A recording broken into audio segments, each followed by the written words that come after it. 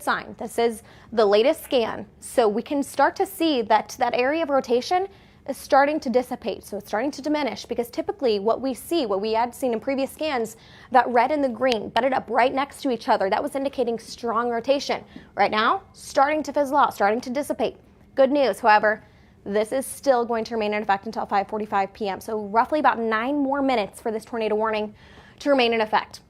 Here's a look at our debris tracker. This is also better known as correlation coefficient. We look at this to see if a tornado has moved through the area. As of right now, the good sign, what we're looking for is bright colors, bright blues, bright blacks. That's where we're looking at to see that that's pretty evident that there has been a tornado move through.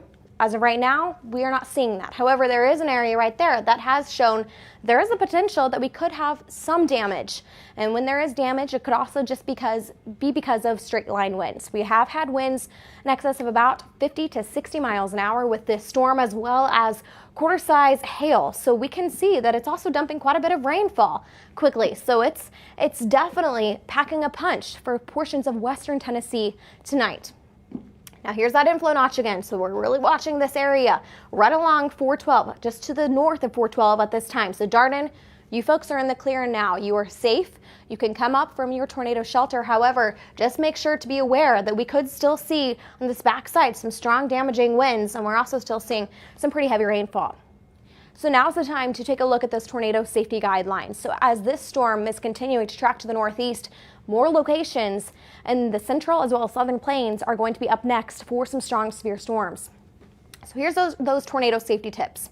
Make sure that you're going to your basement or the most interior room possible, the lowest level. So if you don't have a basement or a tornado shelter, that is going to be the best. Then you need to move into the most interior room possible in your house. So think below a staircase, or for a lot of folks, moving into your bathroom, so moving into your bathtub. And also make sure that you're bringing things that can protect you. So crouching down and cover yourself.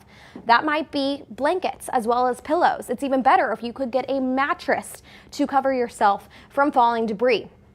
Another very important note is that you need to make sure that you are putting on closed-toed shoes. Make sure that yourself as well as your family have on closed-toed shoes just in case you do have a storm roll through, because you need to be able to get out of the debris as quickly and safely as possible.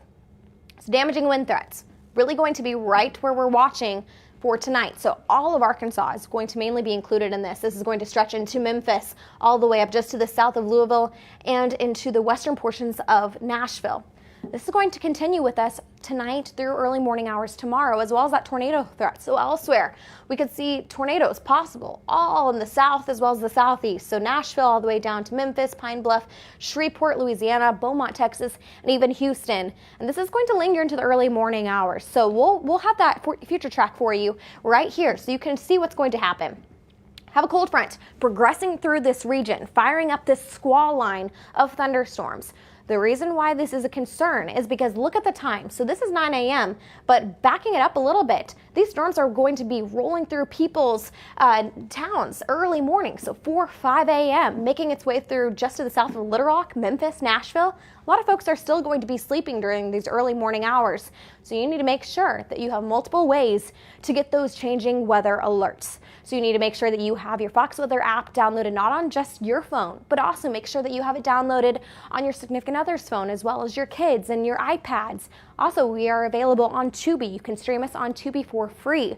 You can also make sure that you get those weather alerts that way, because this storm system is going to be impacting a lot of individuals early tomorrow morning as you're headed out to school and to work. So this is 10 a.m., still dealing with widespread showers and embedded thunderstorms stretching all the way through the southeast down through Houston. So it's going to be a soggy start to our work week on Monday. We're going to have to be dealing with this all day long as this continues to push down to the south. This will also, as the severe threat diminishes by tomorrow afternoon and evening, just turn into more of a heavy rain event for portions of southern Alabama and southern Georgia, stretching into South Carolina before the system finally dissipates and pushes down to the south. So we're not just concerned with tonight, but we're also concerned with tomorrow for the risk for some strong severe storms. Here's that area shaded in yellow from Houston all the way through Athens, Monticello, as well as Tupelo, Jackson, Hattiesburg, Mississippi, on into pretty much all of Alabama and even portions of Tennessee and Georgia going to see some strong to severe storms for tomorrow. So it's really going to be a damaging wind as well as a hail event. But like tonight, we can't rule out the chance for an isolated tornado or two. So going back to that tornado warning, this is that red polygon. This storm still has this potential to produce a tornado. So we have had reports already of a funnel cloud, multiple funnel clouds actually being reported. Now this tornado warning is going to expire in about 4 minutes. Alan, is there no plan on this tornado warning being continued? No plan. Okay, so that's good news. So the National Weather Service in Memphis has no plan of keeping this tornado warning going at this time. However, if there is another tornado warning prompted, we will be back on the air to alert you and keep you updated as this storm is going to continue to move to the north and east. So we have had 2 reports of funnel clouds right along Highway 412. So that's what we were just talking about. We have had damaging winds in excess of 60 miles an hour, reports of 2 funnel clouds, as well as quarter-size hail. So this is a pretty powerful, potent storm. That's why we are watching it and keeping you up to date on the latest changes for this storm. So we can see right here on velocity, there is still evidence that there is some rotation located just to the north as well as to the east of Darden and to the south of New Stafford. So right along here. So we can see that there is still some rotation evident. However, it hasn't been as prevalent as it was in previous scans, but it does appear that it has tightened up just a little bit as we've looked at this latest scan. So this tornado warning is going to remain in effect for approximately 3 more minutes. Right now, no plans on keeping it a tornado warned storm. However, it will be probably downgraded to a severe thunderstorm as the storm will continue to progress to the northeast at 30 miles an hour. So cities in its path, Jeanette, up next, 5:56 p.m. So if this tornado warning is allowed to expire, which it appears that it will be able to do so, it is going to be a damaging wind as well as a hail event. Jeanette, 5:56 p.m., blue sky, 6:19 p.m., and Bakerville, 6:34 p.m. So quarter-size hail as well as 60-mile-an-hour winds associated with this storm. It has been holding on strong for about the last hour or so, 45 minutes to an hour. So that means that it's going to continue to be impacting folks right in portions of western Tennessee. So here's that look, that little area that we're moving through, Bible Hill. You folks are going to be seeing this storm knocking on your doorstep right now. You're probably experiencing some strong straight line winds as we speak, as well as widespread heavy rainfall currently. So precipitation, we can see lots of rain being dumped from this storm in a short amount of time. And also, we can see that we still have that area of rotation. So that's why this storm has been a concern. 2 reports of funnel clouds, and that is not what we want to see, especially this time of the year. So it's the beginning of December, but I want to take note that people who live in this part of the country, this is not unusual. We are still used to seeing severe thunderstorms that could potentially turn tornadic in a split second. That's because we also have the clashing air masses. So that's what we're dealing with as we have this cold front currently rolling through the region. So we have this severe storm threat. This is going to remain in effect through the overnight hours into early morning Monday for portions of Louisville, so Kentucky down to Tennessee, much of Arkansas. You folks have a lot of friends and family that live in Arkansas. You need to make sure that you're being aware of changing weather conditions for tonight and early tomorrow, because all of you are going to be included in this threat for some strong severe storms. Elsewhere in the yellow, portions of far southeast Oklahoma. That's another area that I used to live and have a lot of family and friends in, as well as portions of eastern Texas stretching into northeast Louisiana.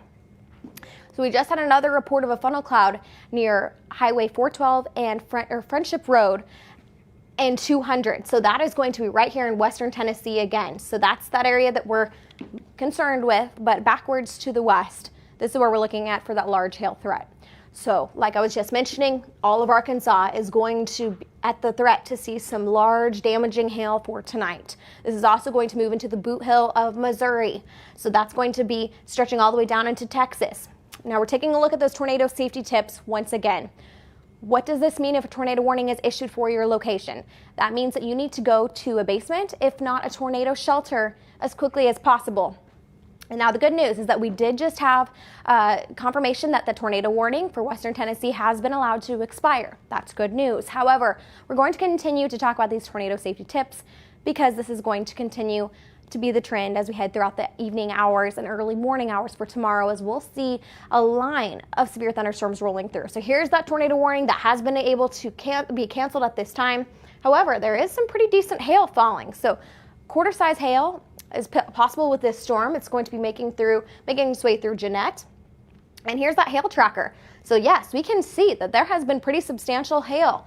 So actually, it's actually bumped up. So it's just less than an inch right now. So it's just a little bit over 3/4 of an inch in size. So this is from Highway 412, Darden, saw some pretty heavy hail, but it's just to the north of Darden as we speak that we're seeing the heaviest and the largest hail. So just to the southwest of Bible Hill and to the south of New Stafford, rather. So we can see that there is some large hail that's being produced from this thunderstorm. So right now, it's just a severe thunderstorm as that tornado warning has been allowed to be canceled. We also see that there is some reports of lightning. So number of strikes, it is relatively low. Approximately 8 strikes. However, that is still a concern. So we're still watching for damaging winds, hail, and some lightning. Now here's a look at velocity. So this is a good sign. So we do have some bright green that's popping up. That means that we do have some strong winds still. However, what we don't see is bright red popping up right next to it. That's that area of rotation that we do not want to see, and this is good. This has been able to dissipate and starting to see this wind down. However, it's still going to be a straight line wind event as well as a hail event. So we'll take a look at future track one more time just to show folks what they can expect to see throughout the remainder of tonight on into early tomorrow morning. So here's that cold front. It will continue to progress down to the south. This is tonight, roughly at 11 p.m. We'll see widespread showers and thunderstorms from Oklahoma City just to the south of Tulsa, northwest Arkansas, all the way into Kentucky and Tennessee. This storm system will continue to track down to the south. It will also be clashing with some warm air. So we have cold air behind this cold front mixing in with the warm air that's allowing these thunderstorms to really fire up. This squall line stretching by tomorrow morning, 9 a.m. Still seeing widespread showers and thunderstorms from Kentucky, West Virginia, all the way down into Tennessee, as well as Mississippi and Alabama, Louisiana, on into portions of far southeastern Texas. So we'll watch this as the system continues to progress throughout the remainder of today or tomorrow. By tomorrow afternoon, this is 1 p.m., still dealing with storms from Houston all the way just to the south of Louisiana. So southern Louisiana on into southern Mississippi, central Alabama, as well as northern Georgia, still seeing some strong severe storms. But the good thing is that this severe threat will start to wind down by tomorrow evening. So as the storm system continues to push down to the south, portions of Mobile, Alabama, the Panhandle, going to see some heavy rainfall, but we're not concerned as much with the risk for those severe storms as the system continues to push down to the south. So this is for Monday. We can see that this storm threat is still going to stick with us from Houston all the way through Shreveport, Louisiana. The entire state of Louisiana is going to be included in this severe weather threat for tomorrow, as well as Mississippi. Just the far northwestern tip of Mississippi, right along the Mississippi River. That's the only area. But we're still going to watch this closely because this is stretching all the way into Chattanooga, Tennessee. Much of Alabama going to see this risk for some strong severe storms, as well as portions of the Panhandle. So this has been a severe weather update from Fox Weather. We are going to continue to be in the Fox Weather Center all night long, continuing to track this storm system as it progresses through portions of the central and southern plains. But make sure to keep it here. Make sure to have a way to receive multiple weather alerts. We are available free on the app Tubi. You can download this app on your smart TV. You can watch us that way if you prefer, or you can watch us as you most probably are doing right now on your mobile device. So make sure that you have us downloaded, not just on your mobile device, but anyone else in your household as well. So make sure that we are downloaded on every mobile device possible, as well as iPads, any other internet-based devices. Make sure that you have us downloaded so you can get the latest on changing weather as it moves through your area. This has been a Fox Weather Update. I'm meteorologist Kendall Smith. Make sure to keep it here. We'll keep you advised.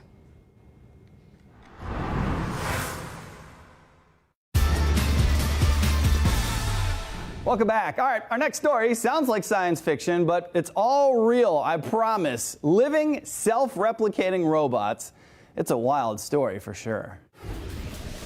The world's first living robots, also called xenobots. They have scientists stunned as they can now reproduce and self-replicate. Yeah, and joining us now to tell us how in the world this can happen is Fox contributor Dr. Jeanette Neshwat. Thank you so much for being with us tonight to talk about this and clear up some confusion.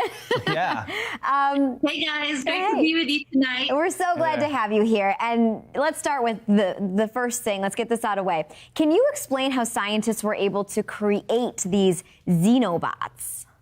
Yeah, it's pretty fascinating. You would think it's science fiction, but it's real.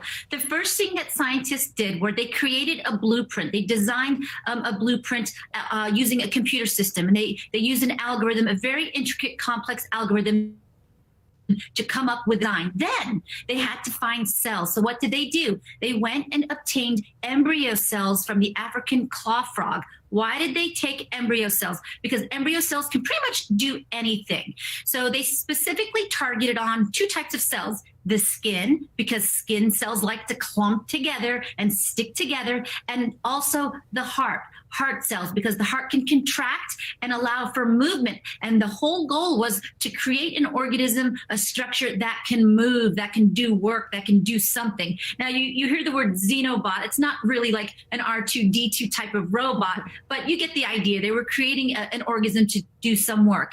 And they were able to do it after hours and hours of tedious microsurgery. They were able to create this organism that was able to do what they wanted it to do. And this is just really fascinating. It's in its early stages, but they're hoping to expand in the future and see where it can lead them.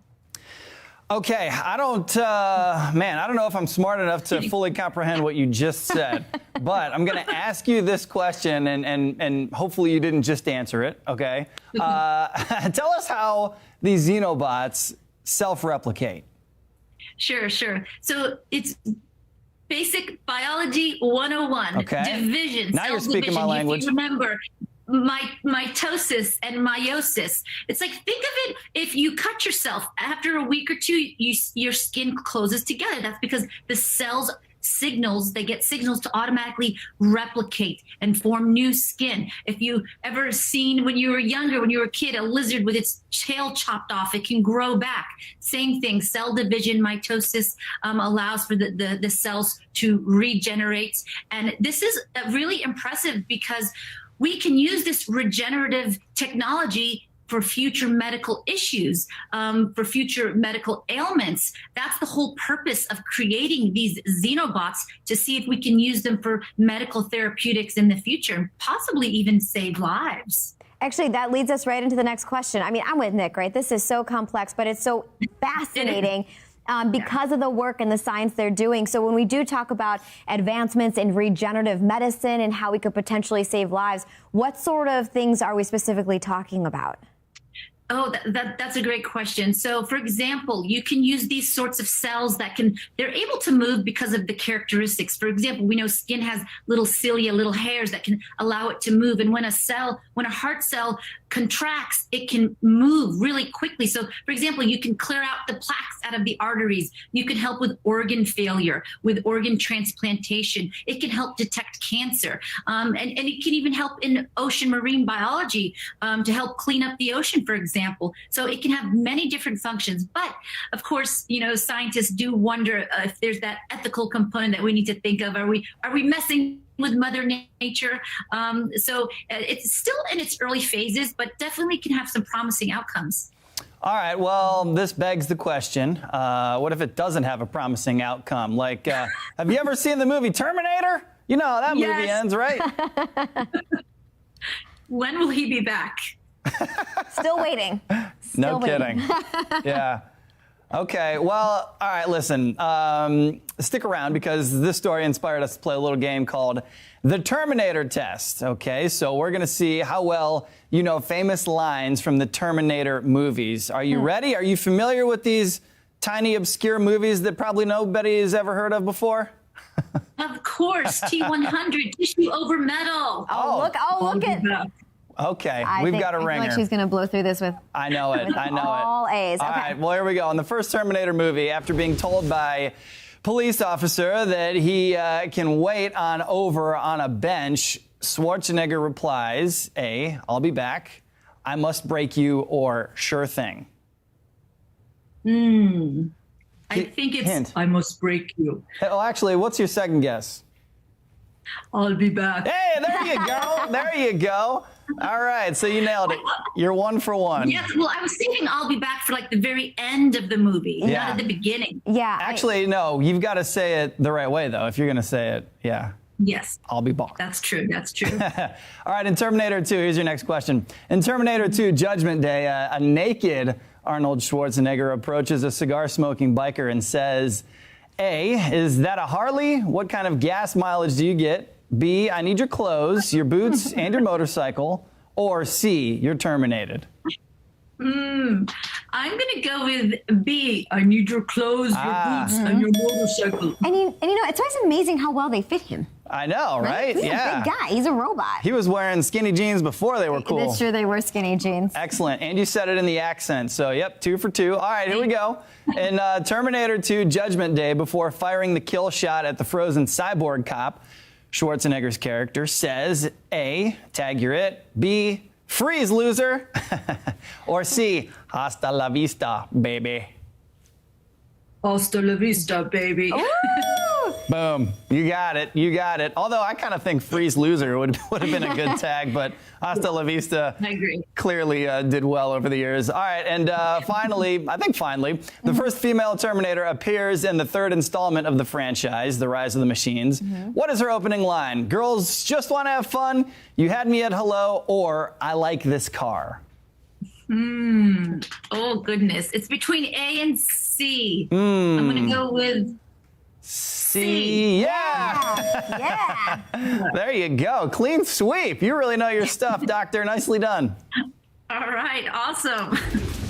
All right. I'm impressed with not only of your knowledge of overall robots and regenerative things. Yeah, I know. But Terminator as well. Look at you. Your mind is a steel trap. Time for another quick break. When we come back, meet the wild woman who free dives with the great whites. The footage is terrifying and beautiful all at once. What can I do with less asthma? With Dupixent, I can do more beginner's yoga. Namaste. Namaste. Surprise parties. Aw, you guys. Dupixent helps prevent asthma attacks. For free! So I can do more of the things I love.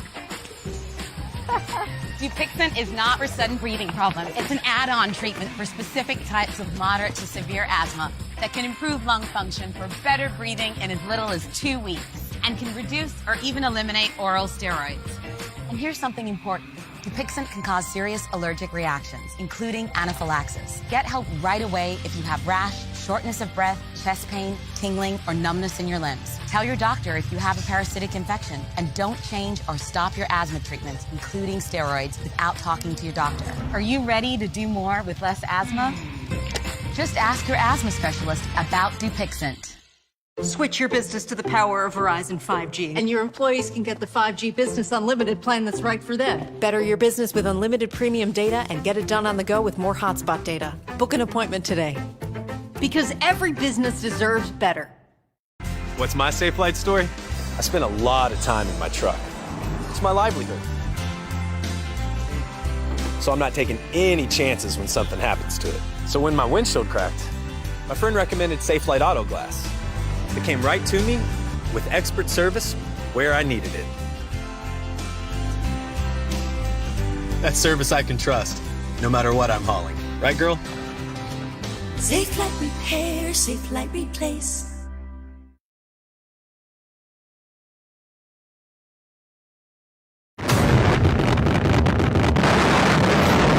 World War II, the largest and deadliest conflict in human history, rages as the Allies try to save the world from evil. The weather plays a critical role. Now on Fox Weather Rewind. The best laid military plans disrupted by the forces of nature, and how the quick thinking of a young woman in a distant lighthouse saves the free world.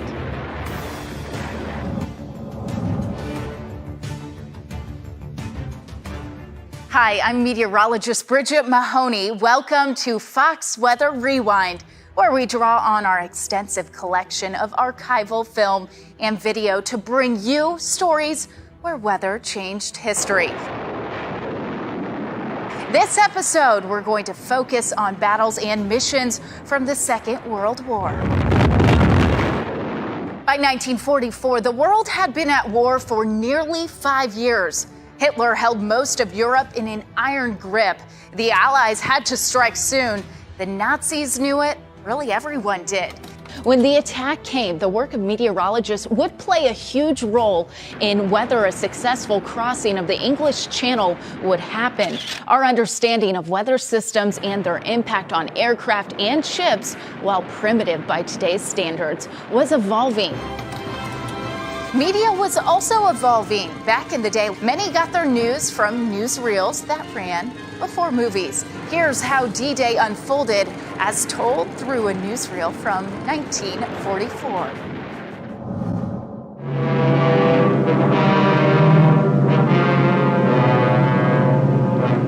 In England, General Dwight D. Eisenhower and his deputy commanders chart the liberation of a lost continent, plan when and where the mighty armies of the United Nations will strike. Today, northern France is that battleground. Within steel and concrete emplacements, 4 years in the making, the Germans have amassed every known weapon of defense. Whether those weapons are enough to stop the Allied onslaught will be proven in the struggle that lies ahead.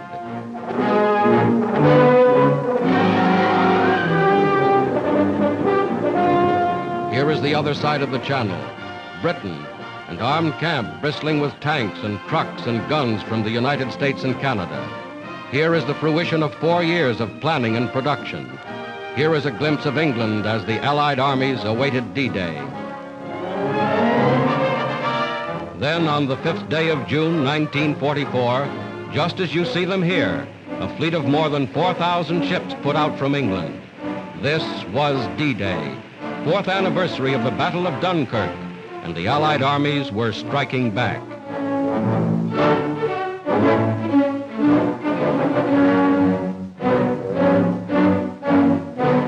By the spring of 1944, all of the elements for the invasion of northern France were in place. Nearly 7,000 boats, 3,000 planes, and more than 150,000 men ready to hurl themselves against Hitler's Fortress Europa. The only question left, when would General Eisenhower pull the trigger, and would the weather cooperate? Okay, we'll go. Those are the words attributed to General Eisenhower to launch the D-Day invasion on June 6, 1944. Depending on who's telling the story, he may have phrased it differently, but little matter.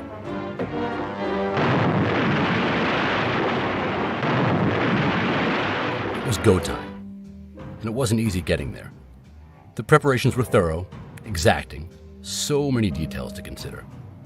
But for all they could prepare for, there were things that were beyond the Allies' control. The ideal setup, low tides, big bright moon, those invasion conditions for June of 1944 lined up for only a handful of days, June 5th, 6th, or 7th. If those days didn't pan out, there was a window later in the month, not as good as the first window, but it was a shot if they needed it. But a delay would have fouled up other Allied plans that depended on the nice summer weather. Every piece of mobile equipment was assigned its place in the grand strategy of attack.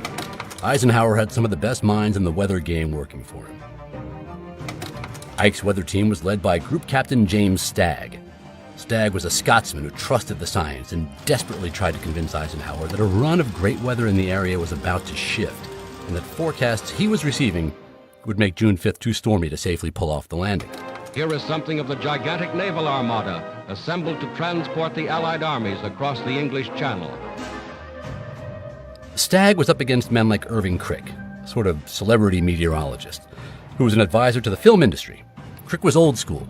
He leaned heavily on records of old forecasts to divine what he thought the weather would look like. And he wanted the 5th. He was sure of it. They waged their own battle inside Allied headquarters. These two larger-than-life men, each convinced they were right, tried to sway Eisenhower. Crick that the invasion had to happen on the 5th. Stagg that anything other than the 6th would mean disaster.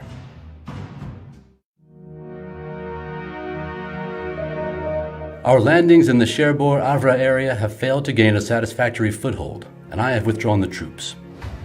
My decision to attack at this time and place was based upon the best information available. The troops, the air, and the Navy did all that bravery and devotion to duty could do. If any blame or fault attaches to the attempt, it is mine alone. That was a draft of a letter written by General Eisenhower to be delivered if Operation Overlord had failed. It was written the night before the operation. It's worth remembering that he crossed out the phrase, quote, "this particular operation," and changed it to "my decision to attack." He underlined "mine alone." So while he weighed the input of many, including his weather crew, the future president made it clear, whatever the outcome, any blame or fault was his alone.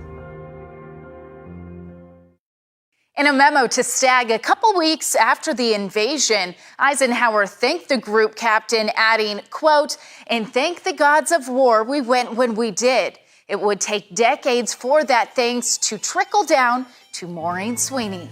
On June 3, 1944, on her 21st birthday, Sweeney, then Maureen Flavin, was taking barometric readings and collating weather reports. These were regularly sent to the meteorological office in Dublin, which were passed on to Stagg's team in Portsmouth, England. Blacksod Lighthouse, which still records readings today, is in the extreme west of Ireland, facing the Atlantic. And despite being a neutral country during the war, Ireland still passed on weather information to England, but not Germany. Every hour for the entire war, the Sweeney family would log their observations. Early on June 3rd, Maureen noticed a drop in barometric pressure. Like we all know, that indicates a developing storm. Her report showed a cold front halfway across Ireland and moving quickly to the southeast. Her observations indicated gale force winds, low clouds, and heavy rain would be pummeling the English Channel on the 5th. This is exactly what they didn't want. It's this report that made its way to Stagg, who used it to convince Eisenhower to ditch his plans for the 5th.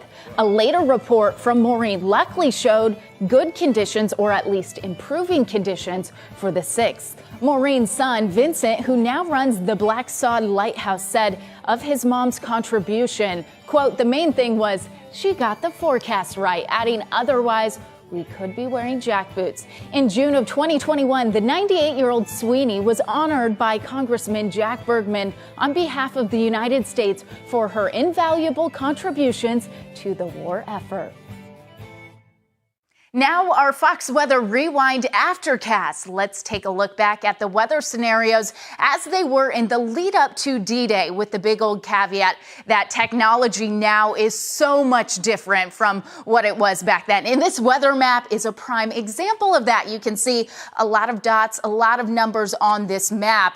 May look confusing, but back then, these were weather maps and weather observations. This is exactly what Maureen Sweeney was doing. She was taking observations on the western coast of Ireland, right about there. At the time, she noticed pressure was dropping. That means there was a strong area of low pressure winding up and heading in her direction, also heading in the direction of the English Channel. That means they expected heavy wind, maybe some rainfall, as well as low clouds to arrive on June 6th. And as we look back, that's exactly what happened. This is June 5th. That is where we saw those winds up to 18 miles per hour. The winds really influenced the size and the height of the waves. We saw waves 6 to 8 feet high. In comparison to myself, that's about this high. What that meant is water would get in the boats and eventually sink the boats. When you think about it, the boats were only 5 feet high. So with waves up to 8 feet, that was going to create for a rough ride as they tried to make landfall. Also, one thing to mention, cloud height, 1,500 feet. That's fairly low. Stratus clouds, it may not seem like that big of a deal, but the low clouds, that obscured the moon. So the moon was going to help them navigate and see some light to easily navigate the channel. So they waited a day till June 6th. It looks like that was a good call, because as we look back on the weather that day, The winds a little bit lighter, only 11 miles per hour. That means waves not quite as high, 2 to 6 feet. Again, the boat depth was about 5 feet. So some water was still likely getting in the boat, a little bit choppy as well, but not terrible. Cloud height, this is the big improvement. The clouds were raising, they were thinning out, so you could see the moonlight eventually leading to a successful landfall. Next on Rewind, we go inside the war room and find out what it's like when meteorologists and generals plan a mission. My retirement plan with Voya keeps me moving forward. They guide me with achievable steps that give me confidence. This is my granddaughter. She's cute like her grandpa. Voya doesn't just help me get to retirement, they're with me all the way through it. Voya, be confident to and through retirement. What's my safe flight story? I spent a lot of time in my truck. It's my livelihood. So I'm not taking any chances when something happens to it. So when my windshield cracked, my friend recommended Safelite Auto Glass. It came right to me with expert service where I needed it. That's service I can trust, no matter what I'm hauling. Right, girl? Safelite Repair, Safelite Replace. What's my safe flight story? I spent a lot of time in my truck. It's my livelihood. So I'm not taking any chances when something happens to it. So when my windshield cracked, my friend recommended Safelite Auto Glass. It came right to me with expert service where I needed it. That's service I can trust, no matter what I'm hauling. Right, girl? Safelite Repair, Safelite Replace. Propane is the energy for cupcake bakers and for long bath takers. Propane is the energy for clear skies and for stormy horizons. Propane is the energy for life on the griddle and life off the grid. Environmentally friendly propane. It's the energy for everyone. For the first time in 20 years, there's a breakthrough treatment for chronic kidney disease. Now that's worth celebrating. Talk to your doctor today about a proven treatment for CKD.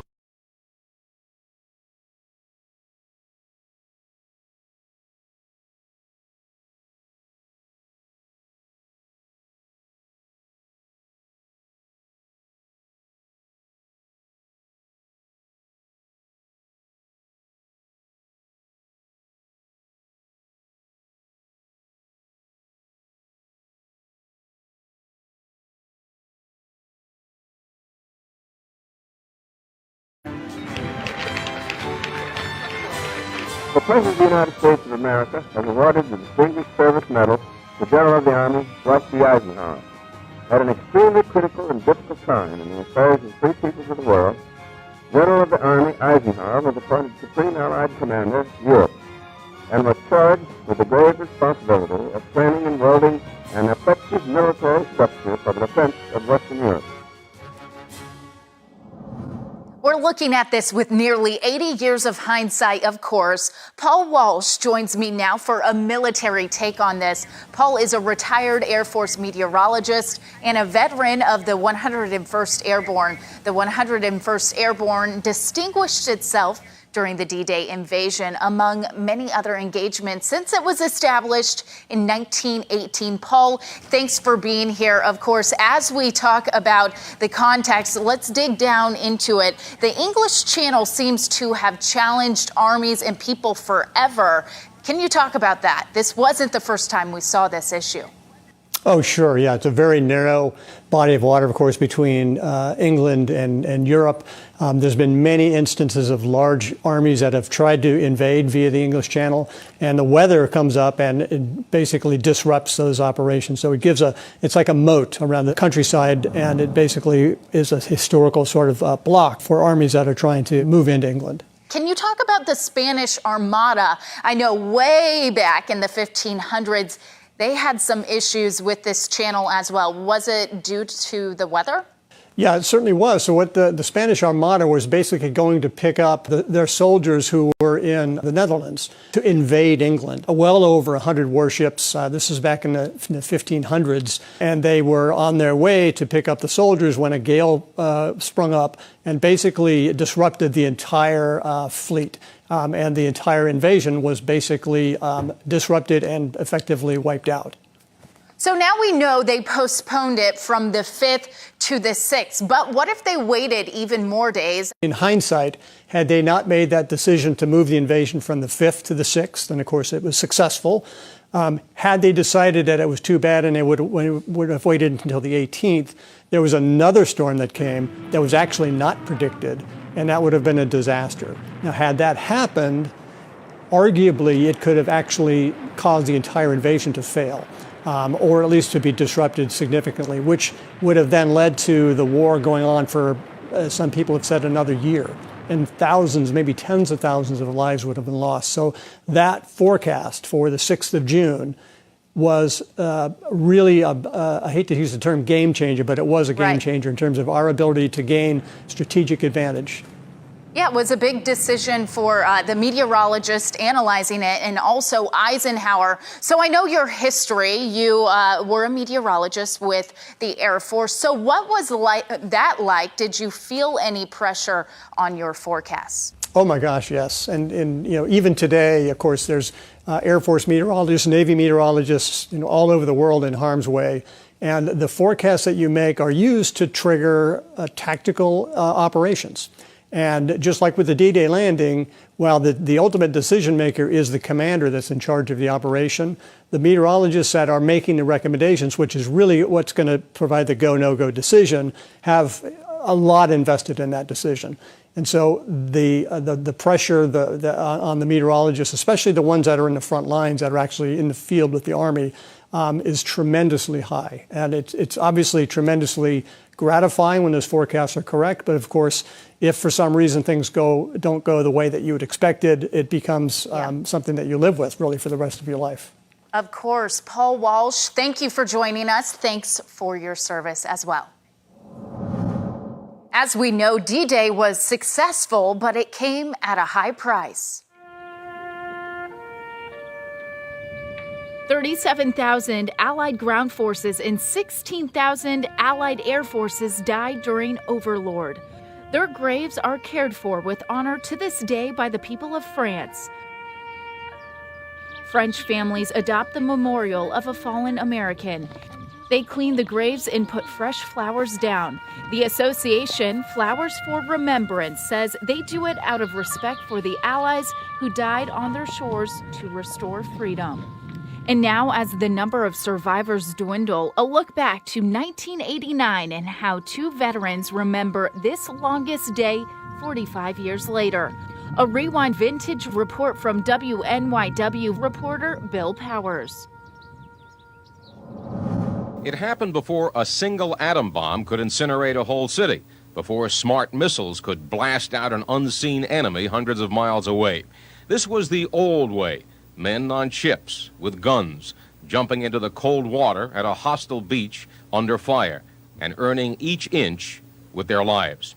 It was 45 years ago, the anniversary of D-Day, the largest amphibious invasion in history. 133,000 Allied troops storming Normandy, and Bill Rosenberg was one of them. He told me about it at the New York Veterans Administration Medical Center. We landed, the plane came down, and okay, you're on your own.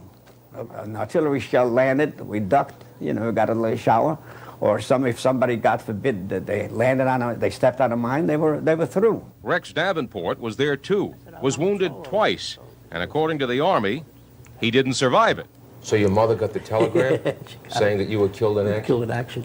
And here you are walking They did very good, though. About a day later, they sent in the wire right through. The Salvation Army, I think, did it, saying that I was all right, but that I had been, wounded. Rex and others lived to commemorate the bravery of D-Day 45 years ago, a day they say we tend to forget. What do you think the public and the government should be doing for the vets that they're not? Acknowledging the fact that they were in the Army and I figure for the wounded fellas, the other guys should be all right. But I figure for all the wounded fellas, they should do more because these fellas they're in bad shape. They really are in bad shape. Steve Powers, Fox News, Channel 5. In 1941, the Nazi war machine tried to invade the Soviet Union, but Hitler underestimated Russia's most dependable ally, its legendary winters. Our retirement plan with Voya keeps us moving forward. Hey, Kevin. Hey, guys. They have customized solutions to help our family's special needs. Hey, graduation selfie. Well done. And Voya stays by our side, keeping us on track for retirement. Giving us confidence in our future. And in Kevin's. You ready for your first day on the job? I was born ready. Go get him, Kev. Well planned, well invested, well protected. Voya, be confident to and through retirement. What's my safe flight story? I spend a lot of time in my truck. It's my livelihood. So I'm not taking any chances when something happens to it. So when my windshield cracked, my friend recommended Safe Flight Auto Glass. It came right to me with expert service where I needed it. That's service I can trust, no matter what I'm hauling. Right, girl? Safe Light Repair, Safe Light Replace. What's my safe flight story? I spend a lot of time in my truck. It's my livelihood. So I'm not taking any chances when something happens to it. So when my windshield cracked, my friend recommended Safe Flight Auto Glass. It came right to me with expert service where I needed it. That's service I can trust, no matter what I'm hauling. Right, girl? Safe Light Repair, Safe Light Replace. Propane is the energy for cupcake bakers and for long bath takers. Propane is the energy for clear skies and for stormy horizons. Propane is the energy for life on the griddle and life off the grid. Environmentally friendly propane. It's the energy for everyone.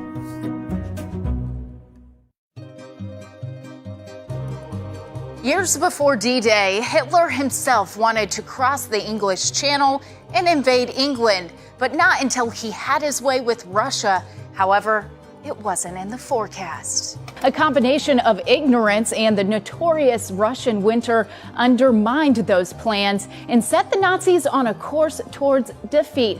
Here's an archival look at how one of the most intense battles in history went down and how the frigid temperatures helped the Russian bear. On August 22nd, 1942, Adolf Hitler's ego was to cost Germany 330,000 troops and possibly the victory in World War II. Despite the advice of his high command to the contrary, the German leader ordered his Sixth Army to open up the gateway to Asia by taking the historic Russian city of Stalingrad. Hitler's panzer divisions launched 2 frontal attacks north and south of the Volga city and advanced by sheer weight of armor and numbers. They encircled the city and then fought their way into the very heart of the ancient Russian capital. Slowly but surely, the Nazi forces pushed the Red soldiers back toward the outskirts of the smoking metropolis. Almost 1 million men locked in mortal combat as the fighting hourly hinged on the outcome of savage street battles for such vaunted prizes as street corners or heaps of crumbled lath and masonry. The Russians gave up ground dearly. As the tide of battle surged in favor of Hitler's troops, the Russians settled upon a strategy that was to pay off handsomely for them. Realizing the futility of trying to slug toe-to-toe with an enemy whose numerical superiority was so overwhelming, Stalin's armies contented themselves with a slow strategic retreat. The Germans followed blindly, and in so doing stretched their supply lines to the snapping point. The Reds kept the pressure on while waiting for the precise moment to counterattack. It came in October, and the Russian high command threw fresh troops against their weary enemy. The Nazis failed to recognize the seriousness of the countermove until it was too late. By November 25th, the German Sixth Army suddenly found itself completely encircled in Stalingrad.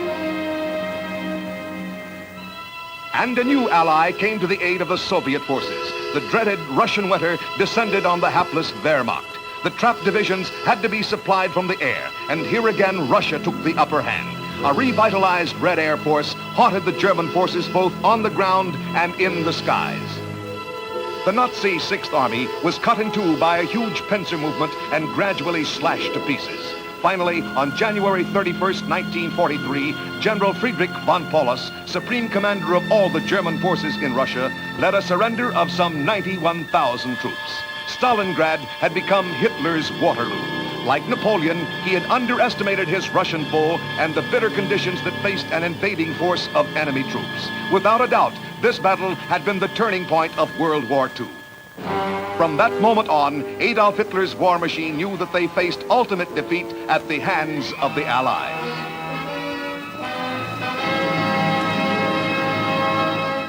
Now for an aftercast. Hitler's armies began their advance on the Soviet Union in June of 1941. This is where they left from Poland, moving in about 400 miles into the Soviet Union. They landed in the outskirts of Moscow. That was about in August. Everything was going as planned until the night of October 6th. That's when it began to snow.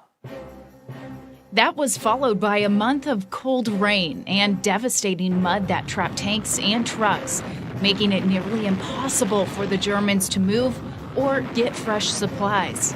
Next came the winter of 1941 and 42, which was considered the coldest European winter of the 20th century, with temperatures hitting negative 40 degrees during the fighting. The Nazi troops were wearing uniforms designed for fighting in North Africa, a jacket made of medium-weight cotton twill, light pants and boots calf-high with a light overcoat suitable for mildly cold desert nights.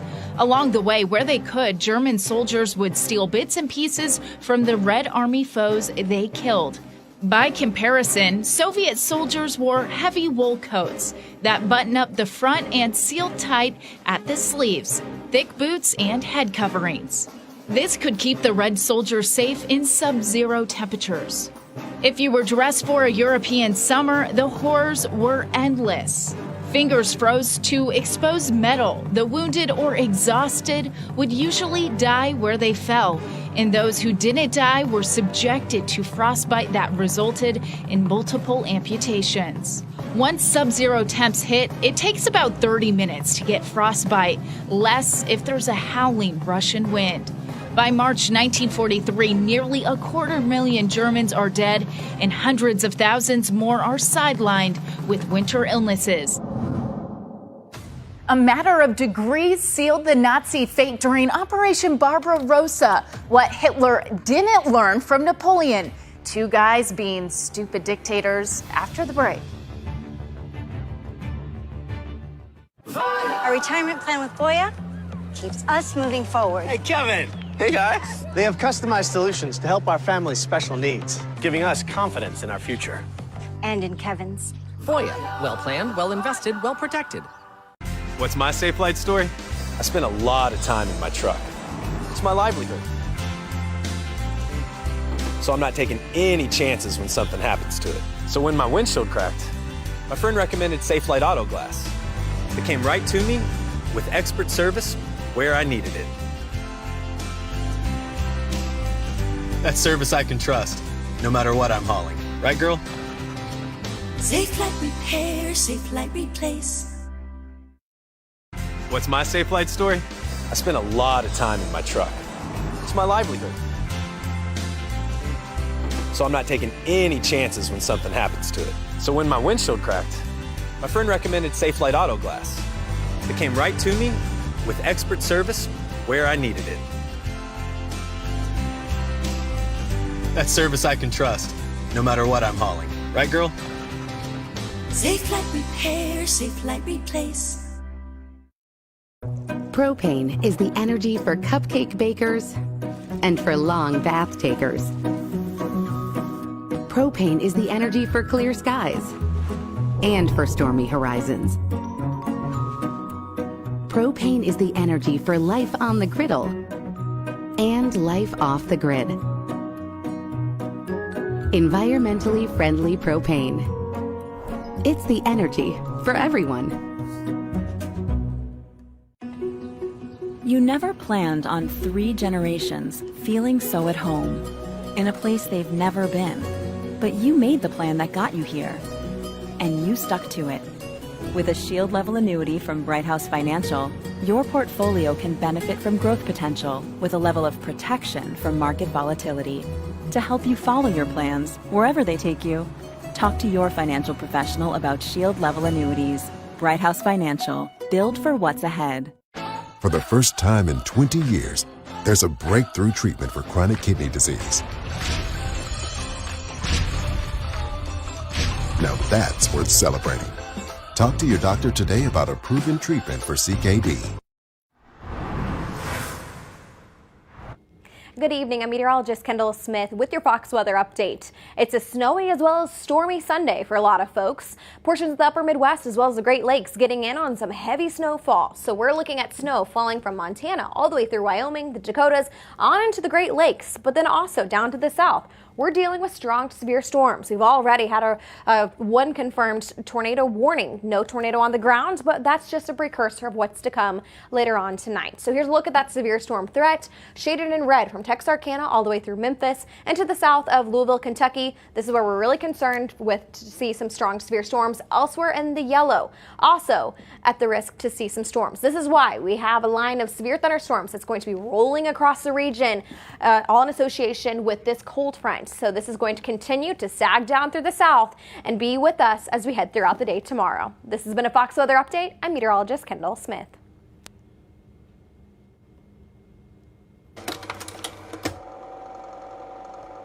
Here it is, 1/6 of the Earth's surface, reaching from east to west nearly halfway around the world, and southward from the North Pole to the borders of India. One country of 9 million square miles. That's our own country 3 times over, or all of North America and 1 million square miles to boot. The sun never sets on Russia. When it is dusk on its western borders facing Europe, it is already dawn on its eastern borders facing the Pacific.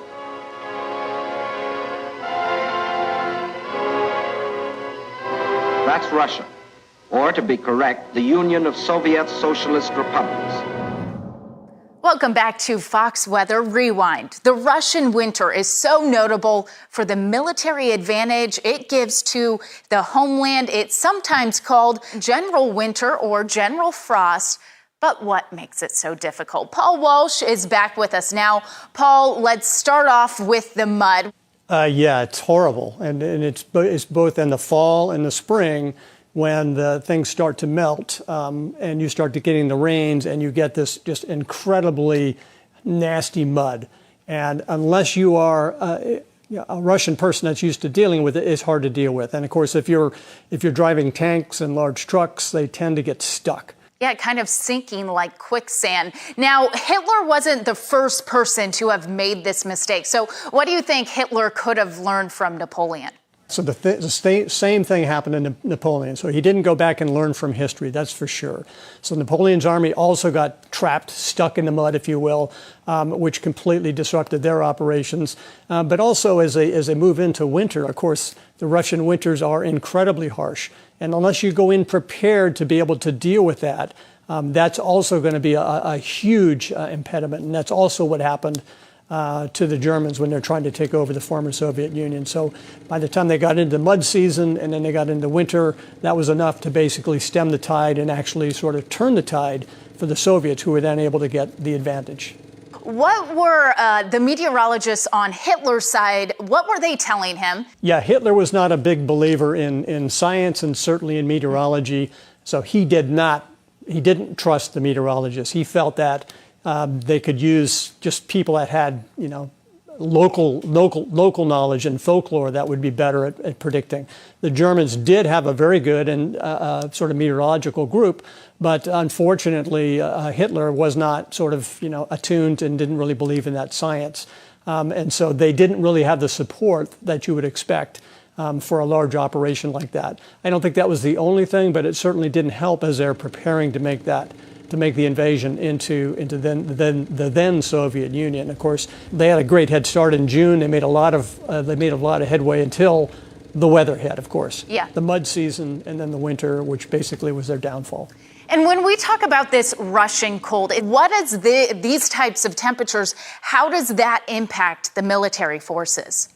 Well, if you're not prepared for it, if you don't have the right kind of clothes, if your equipment isn't winterized, it'll completely shut things down. In the case of the Germans, again, they went into Russia in June, but they did not prepare for the cold weather. So their soldiers, by the time they got into November and December, were ill-equipped to deal with 20, 30 below zero temperatures. They were doing a lot of like fundraising and trying to sort of, get clothing that they could ship from Germany actually, but it was too late. And so because they were ill prepared, because they didn't listen to what we call weather intelligence and prepare in that way, they were completely vulnerable. And at the end of the day, they lost the war. All right. Thanks so much, Paul Walsh. Great perspective. Hitler's failure in Russia set the Nazis on the path to ultimate defeat. It would still take years before Europe was set free. The victory in Europe and rejoicing all over the world. When the victory in Europe came nearly a year after D-Day and 4 years since Hitler launched his deadly folly in the East, this is how many people heard it first. Yesterday morning at 2:41 a.m., at General Eisenhower's headquarters, General Jodl, the representative of the German High Command, and of Grand Admiral Dönitz, the designated head of the German state, signed the act of unconditional surrender of all German land, sea, and air forces in Europe to the Allied Expeditionary Forces and simultaneously to the Soviet High Command. The world celebrated from the streets of Lower Manhattan to Rio de Janeiro to the boulevards of Paris, as Churchill had hoped years before when the Nazi menace first appeared, applying a lovely weather analogy. Quote, "If we can stand up to him, all Europe may be free, and the life of the world may move forward into broad, sunlit uplands." Napoleon and Hitler underestimated the might of winter and the limit of the human body. Next, how a popular American brand helped keep our soldiers warm. My retirement plan with Voya keeps me moving forward, even after paying for this. Love you, sweetheart. They guide me with achievable steps that give me confidence. This is my granddaughter. She's cute like her grandpa. Voya doesn't just help me get to retirement, they're with me all the way through it. Come on, Grandpa! Later. Got grandpa things to do. Grandpas are the best. Well planned, well invested, well protected. Voya, be confident to and through retirement. What's my safe light story? I spent a lot of time in my truck. It's my livelihood. So I'm not taking any chances when something happens to it. So when my windshield cracked, my friend recommended Safe Light Auto Glass. It came right to me with expert service where I needed it. That's service I can trust, no matter what I'm hauling. Right, girl? Safe Light Repair, Safe Light Replace. What's my safe light story? I spent a lot of time in my truck. It's my livelihood. So I'm not taking any chances when something happens to it. So when my windshield cracked, my friend recommended Safe Light Auto Glass. It came right to me with expert service where I needed it. That's service I can trust, no matter what I'm hauling. Right, girl? Safe Light Repair, Safe Light Replace. Propane is the energy for cupcake bakers and for long bath takers. Propane is the energy for clear skies and for stormy horizons. Propane is the energy for life on the griddle and life off the grid. Environmentally friendly propane. It's the energy for everyone.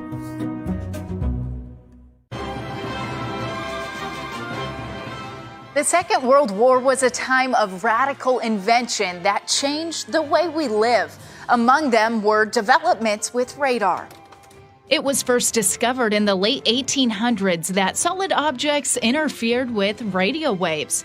In the years leading up to World War II, several countries spent millions of dollars on secret programs developing radar. The miracle of science that did more than any other technical device to win the war against the Nazis, a closely guarded military secret, the wonder of radar is now revealed. The cathode on which radio short waves, supersonics, record things that cannot be seen. These are indicated on the face of the tube, called the scope.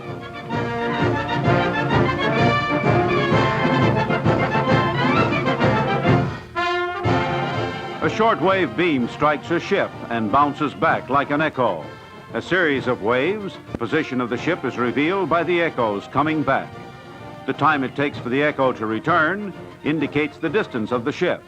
A minute space of time accurately measured, and radar waves and echoes give position and distance.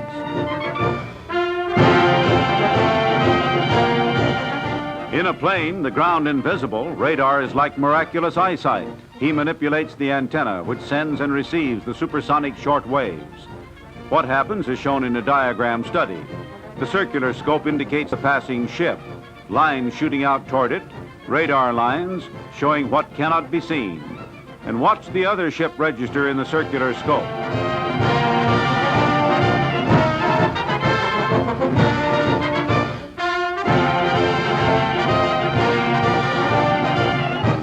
The coast is shown, the radar instrument giving its shape. Immediately, wartime radar operators noticed an issue. Any cloud containing precipitation, rain, sleet, or snow would cause echoes on their screens. Those echoes masked enemy positions and caused major headaches during the war.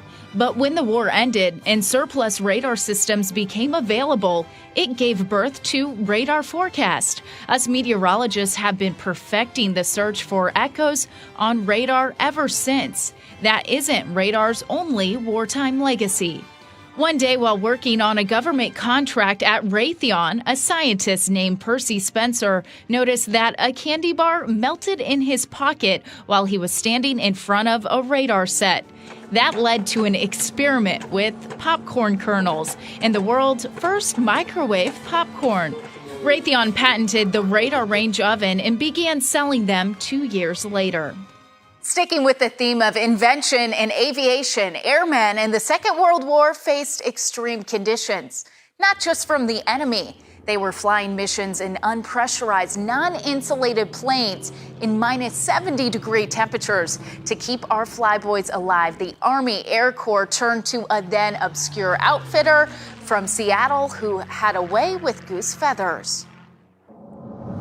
Eddie Bauer was an outfitter. He considered his products working tools, and that weather was one of the elements that his working tools had to function within. Eddie's relationship with the weather is all about the fact that he was a native to the Pacific Northwest and an avid outdoorsman. And if you're in the outdoors and then you're in the Pacific Northwest, you're going to be intimately involved with the weather. In 1935, he went on a winter fishing trip, caught about 100 pounds of steelhead. They packed up their gear, and then they had a several hundred-foot climb out of this snow-covered canyon. In the process of the climb, with the effort and the snow and the water from the fish and everything, he got soaked, and by the time he got to the top, his shirt had frozen solid, and he fell asleep standing up. And after a few seconds, he snaps awake and realizes what is happening and he's getting hypothermic.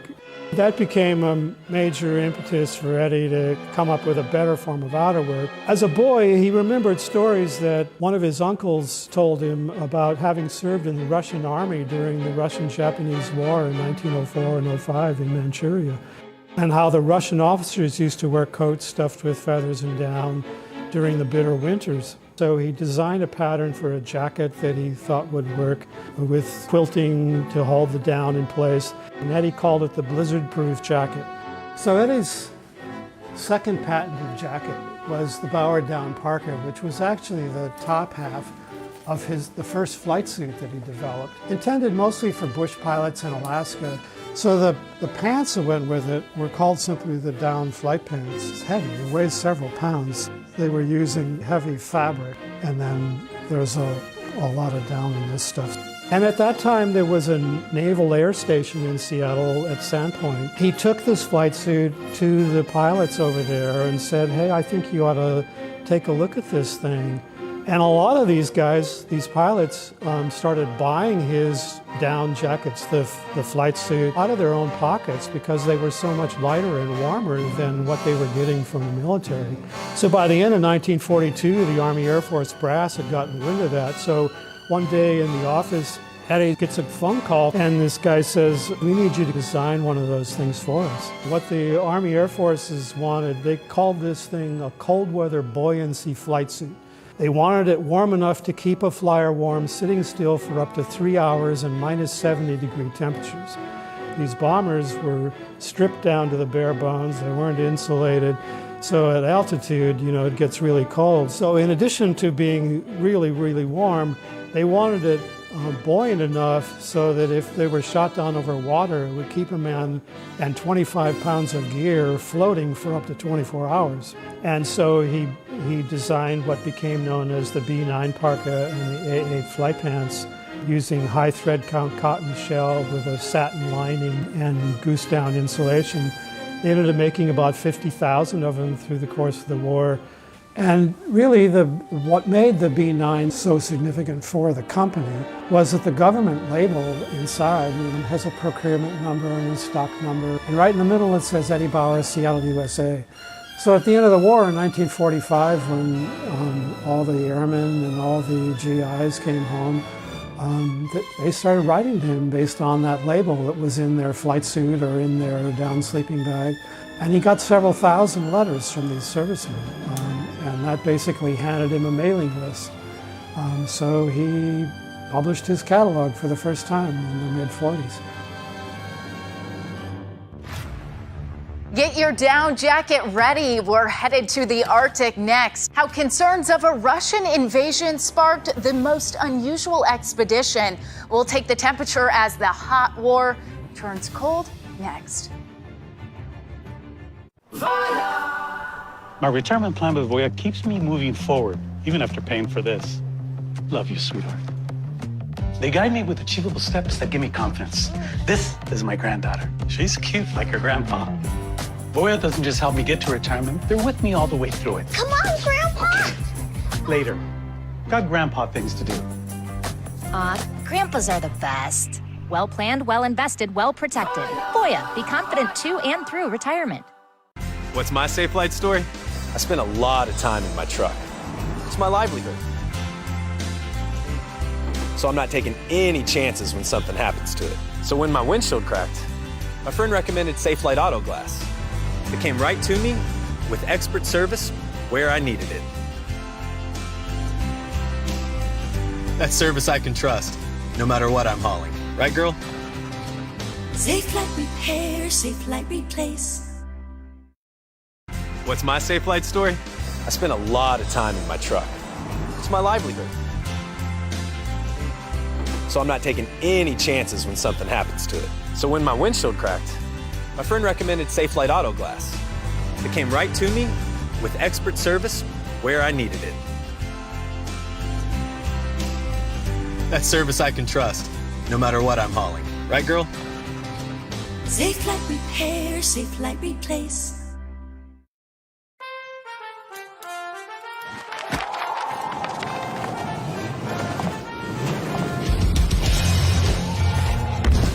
Hard to wrap. Easy to give. Check out the battery-powered AK Homeowners series with sets starting at $199.99. Find something for everyone on your list. Find yours at SteelDealers.com. By late 1945, the Second World War had ended. The economy in the U.S. and Canada started to rev up. So did the mood of the general public. People were searching for the next great adventure. An article in the December 1945 edition of Time magazine captured their imagination. It was about one of the great unknowns left in the world, the Arctic. What was up in the frozen north? How cold did it get? How fast were the winds? How deep was the ice? Back then, nobody knew. There were no weather stations that far north. Also, could flying over the North Pole improve air travel between continents? And was it possible for North America to be invaded by land from the north? A joint mission between the U.S. and Canada set out to answer these questions. But to do so, they needed to stay alive in one of the most unforgiving environments on planet Earth. Here's how Movietone covered the celebrated mission's launch.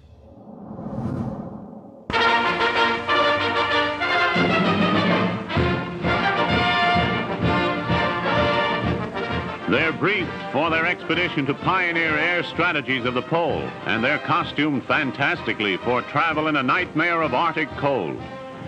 They start from Churchill on Hudson's Bay, where they practice building igloos, a kind of housing they'll need. Exercise Muskox is a Canadian test for military moves in winter along the northernmost line of air bases of the Western Hemisphere. By the sky route, supplies are taken to the first stop the party on the ground will make, an Eskimo village. Food and fuel will be dropped at advanced stations all along the Arctic line of march, sent down by parachute. There will be constant contact by plane as polar airways are pioneered, astonishing the aborigines of the north.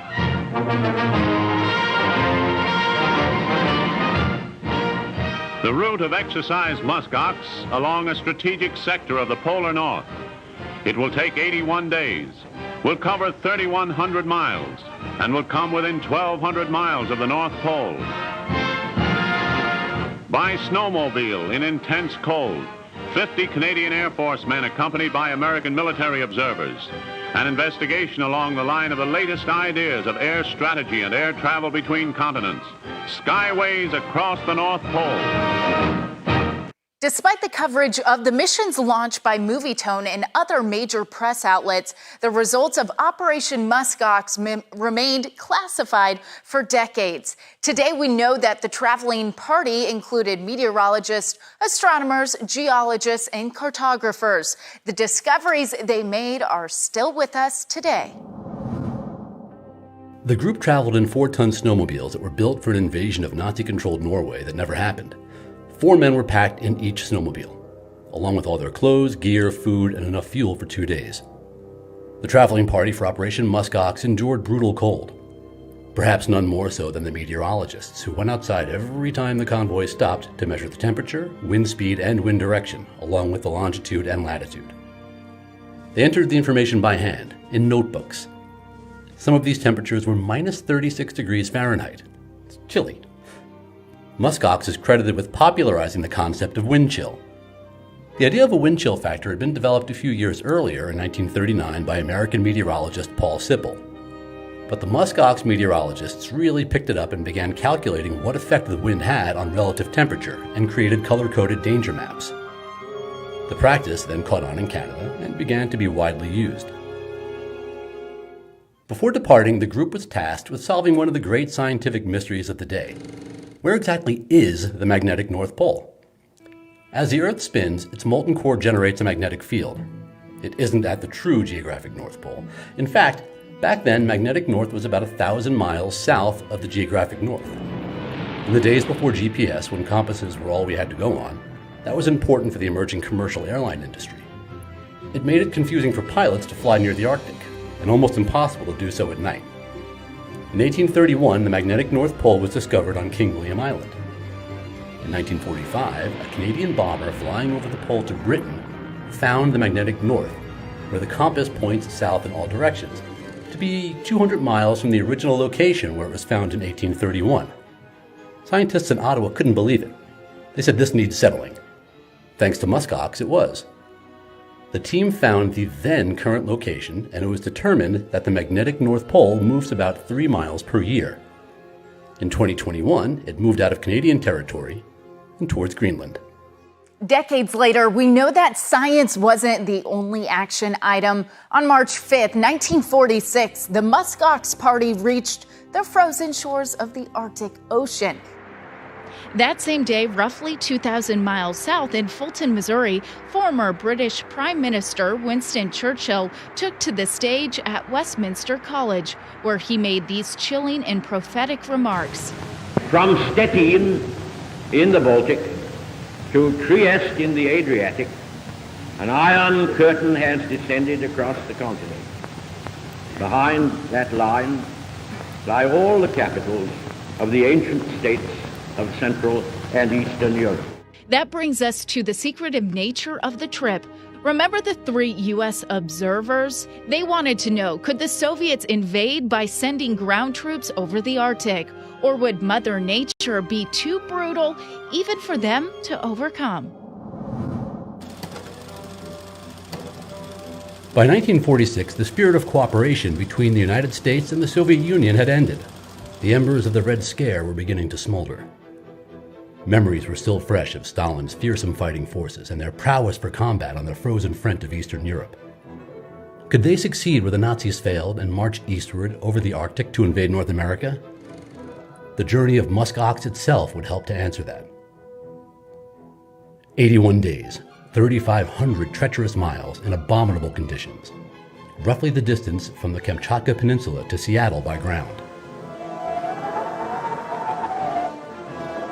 Whiteout blizzards, days with visibility measured in yards, machinery mangled by the cold. For 29 days, visibility was so low or temperatures were so cold that the snowmobiles could not run. Tents and the men inside froze during a windstorm and blizzard. To seek shelter, they went into the snowmobiles and turned them on for heat. The wind blew so strong it fouled the exhaust vents. 14 men got carbon monoxide poisoning. A force fed and fueled entirely by air supply.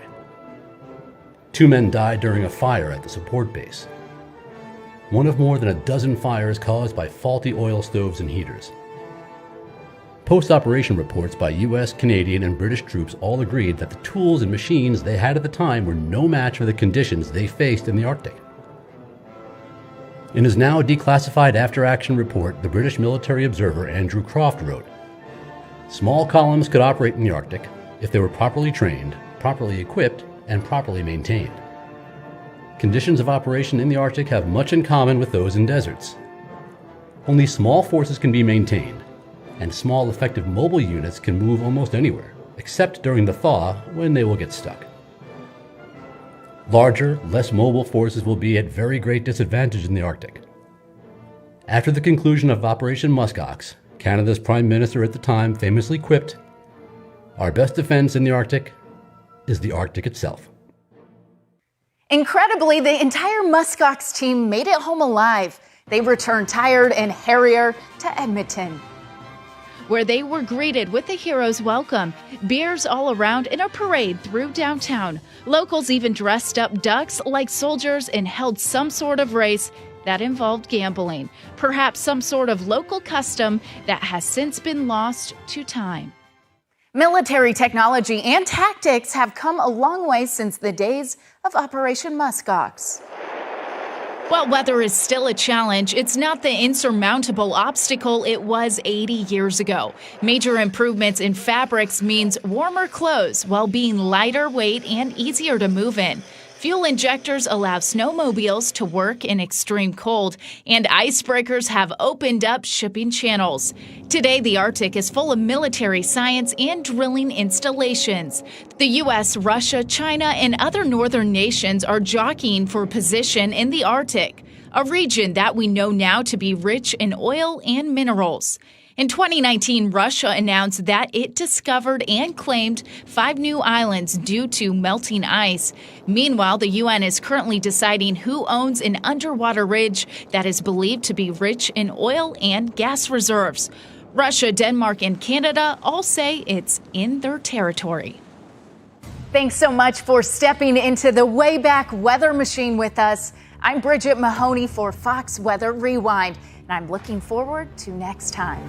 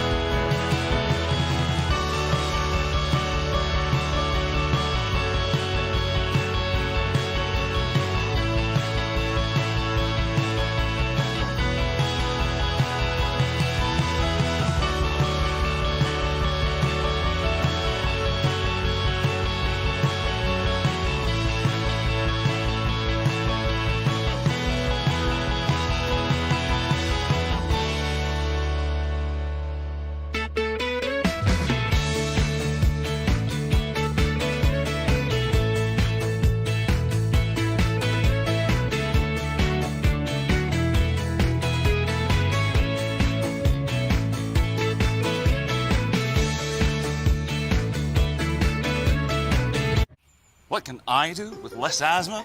With Dupixent, I can do more yard work, teamwork, long walks. Game on! That's how you do more with Dupixent, which helps prevent asthma attacks. Dupixent's not for sudden breathing problems. It's an add-on treatment for specific types of moderate to severe asthma that can improve lung function for better breathing in as little as 2 weeks. It can reduce or even eliminate oral steroids. And here's something important. Dupixent can cause serious allergic reactions, including anaphylaxis. Get help right away if you have rash, shortness of breath, chest pain, tingling, or numbness in your limbs. Tell your doctor if you have a parasitic infection, and don't change or stop your asthma treatments, including steroids, without talking to your doctor. Are you ready to do more with less asthma? Just ask your asthma specialist about Dupixent. Our retirement plan with Voya keeps us moving forward. Hey, Kevin. Hey, guys. They have customized solutions to help our family's special needs, giving us confidence in our future. And in Kevin's. Voya, well planned, well invested, well protected. What's my safe flight story? I spent a lot of time in my truck. It's my livelihood. So I'm not taking any chances when something happens to it. So when my windshield cracked, my friend recommended Safe Flight Auto Glass. It came right to me with expert service where I needed it. That's service I can trust, no matter what I'm hauling. Right, girl? Safe Flight Repair, Safe Flight Replace. What's my safe flight story? I spent a lot of time in my truck.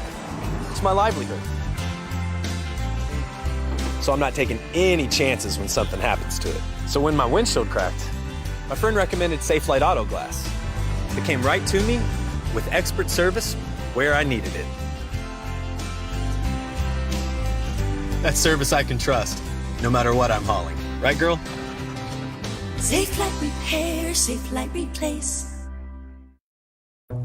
Propane is energy for cupcake bakers and long bath takers, for clear skies and stormy horizons, for life on the griddle and life off the grid. Propane, energy for everyone. You never planned on 3 generations feeling so at home, in a place they've never been. But you made the plan that got you here, and you stuck to it. With a shield-level annuity from Bright House Financial, your portfolio can benefit from growth potential with a level of protection from market volatility. To help you follow your plans, wherever they take you, talk to your financial professional about shield-level annuities. Bright House Financial, build for what's ahead. I'm meteorologist Kendall Smith with your Fox Weather Alert. We're continuing to track severe thunderstorms tonight on into the early morning hours for Monday. We also just had another severe thunderstorm warning issued for portions of Kentucky. This is going to remain in effect until 7:45 p.m. and it's just to the south of Paducah at this time. It will be rolling through the city limits of Paducah here in about the next 20 minutes or so. So we're going to continue to watch this because we do have reports that it already has produced penny-sized hail as well as 60-mile-an-hour winds. So the National Weather Service in Paducah has issued this severe thunderstorm warning. This is going to remain in effect until 7:45 p.m. for portions of Massac, Livingston, Carlisle, McCracken, as well as Ballard and Graves County in Kentucky. This has been a Fox Weather Update. I'm meteorologist Kendall Smith. Make sure to keep it here. We'll keep you advised.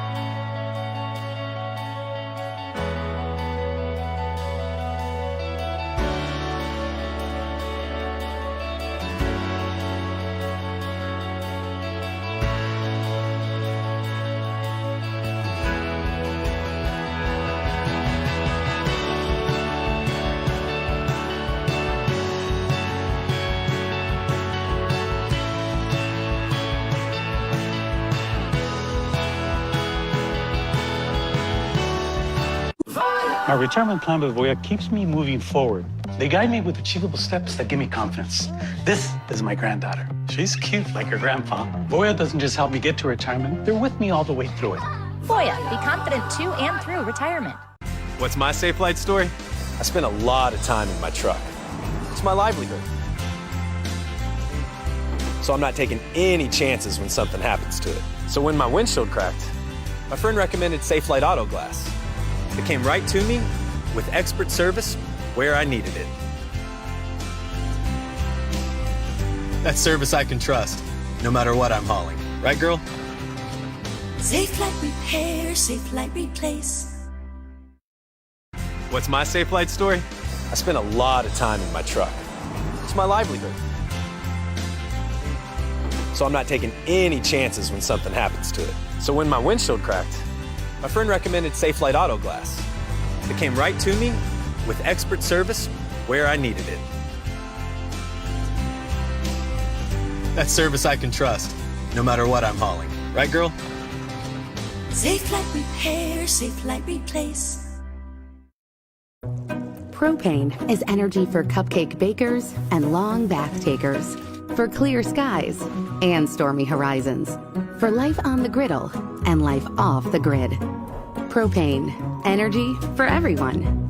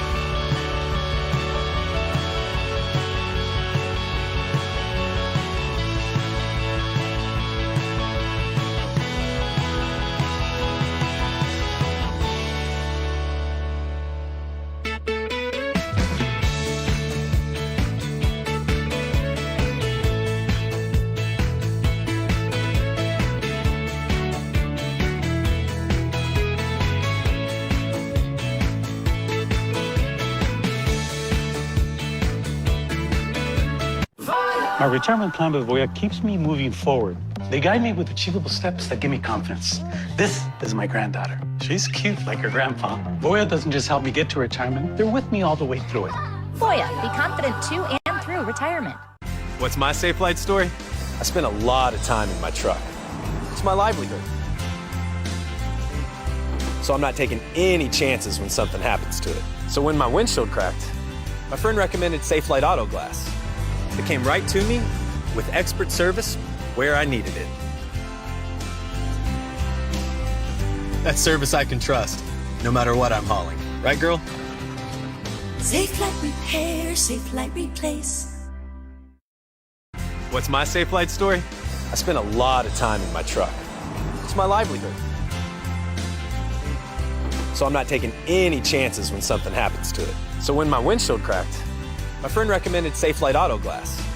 It came right to me with expert service where I needed it. That's service I can trust, no matter what I'm hauling. Right, girl? Safe Light Repair, Safe Light Replace. Propane is energy for cupcake bakers and long bath takers, for clear skies and stormy horizons, for life on the griddle and life off the grid. Propane, energy for everyone. You never planned on 3 generations feeling so at home, in a place they've never been. But you made the plan that got you here, and you stuck to it. With a shield-level annuity from Bright House Financial, your portfolio can benefit from growth potential with a level of protection from market volatility. To help you follow your plans, wherever they take you, talk to your financial professional about shield-level annuities. Bright House Financial. Build for what's ahead.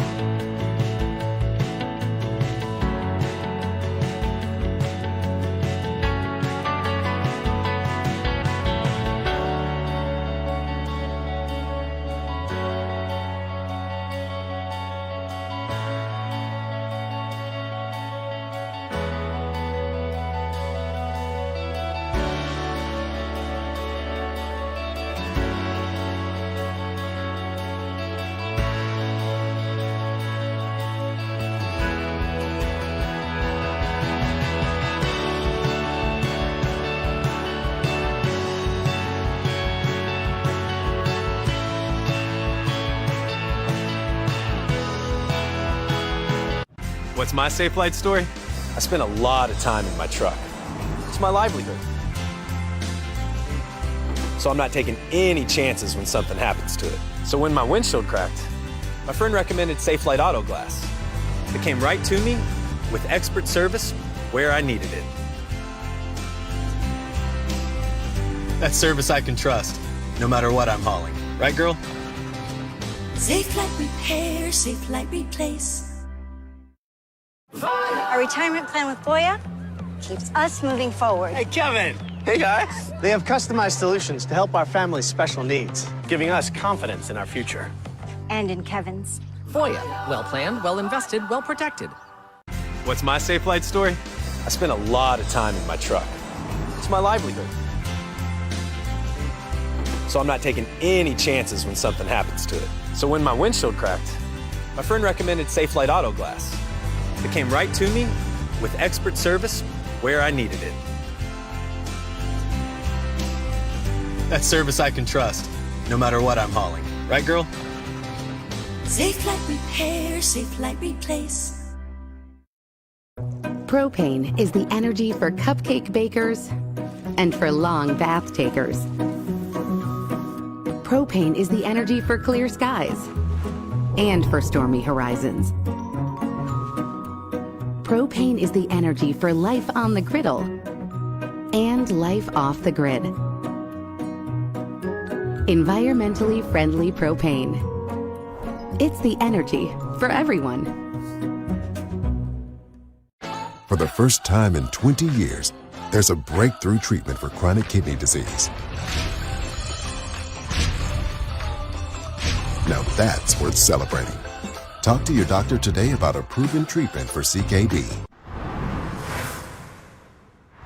Good Sunday evening. I'm meteorologist Kendall Smith with your Fox weather update. It has been a very snowy Sunday for a lot of locations across the upper Midwest as well as the Great Lakes. In fact, we've already had reports of 8 inches plus in some locations in the Dakotas as well as into the Great Lakes regions. This is going to continue to be the trend as we head throughout the next several hours. And this is what we're currently looking at in terms of those winter weather alerts, in terms of the advisories versus the warnings. So what you see in the light blue, that is the winter weather advisories. Warnings are what you see in the purple, and then our blizzard warnings, that has actually been expanded to include Grand Forks as well as Fargo. So here's a little bit of a closer inspection.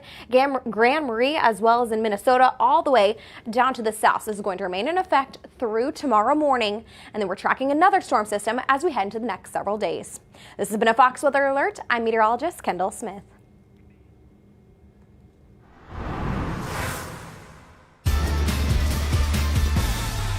Hey, welcome to Fox Weather Wild, the show where the camera flips to our audience and we shine a light on the wildest weather from around the last week, all in one show. I'm your host, Nick Koser. Strap yourself in. Fox Weather Wild starts now.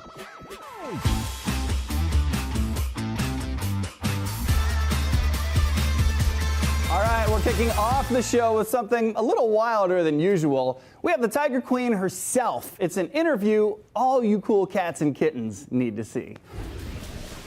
You probably know her name because of the international fame she achieved from the hit Netflix series that you're seeing right there. Yep, Tiger King. But her name and work go far beyond that. And now Carol Baskin is continuing her fight to save big cats with a show of her own on Discovery Plus called Carol Baskin's Cage Fight. Carol joins us now to tell us more about the show and her efforts with the organization, Big Cat Rescue. And Carol, thank you so much for being here. All right, so... Well, thank you for having me. Carol, your new show, Cage Fight, just premiered on Discovery Plus, and it centers on the mistreatment of big cats. Let's take a pause and watch it here. We have an investigator to help us make sense of the things that we're finding. They're going to do whatever it takes to protect their product. We are going to catch you. What are they doing that we can document? Names, phone numbers, sales receipts. That is a huge operation. These people are known to be violent. This is about animal protection. You're abusing big cats? I'm coming for you. So how did the idea for this show come about, and what do you hope to accomplish?